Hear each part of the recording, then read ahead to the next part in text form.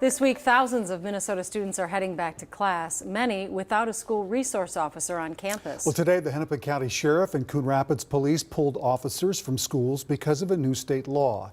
Danny Spiewak spoke with leaders who passed that law about what's going on. Danny? Randy and Julie, this spring, DFL leaders passed a 341-page education spending bill, which included a short clause restricting school resource officers from using certain physical restraints against students. But now the police are expressing concerns about liability. DFL lawmakers say they're open to making changes, while Republicans are pushing for a special session.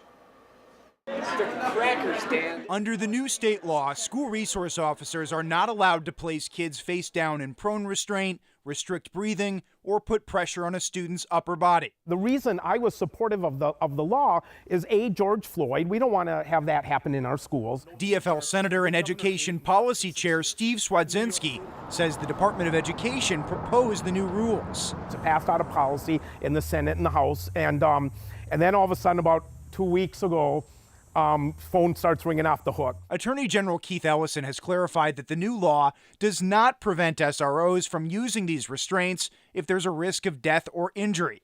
But law enforcement groups say the law is still too vague and could hamper their ability to respond to incidents. I taught in a high school, and I know the role that school resource officers play. We're all trying to juggle right now to figure out how we should proceed. Republican Senator Zach Duckworth says the governor should call a special session. Let's just repeal the portion of the law that folks find controversial or that ambiguous or that doesn't have clarity. Duckworth brought up concerns about this law in February. It puts some limitations on what they're able to do to keep folks safe. During an Education Policy Committee meeting. And I'm not here to point fingers, really. I'm just interested in getting this corrected so that our kids and schools and teachers have a safe learning environment. Senator Swedzinski promised to listen to critics. They have my word. We're going to have a hearing on this, and we'll invite all the stakeholders because we want to hear and we want to get it right.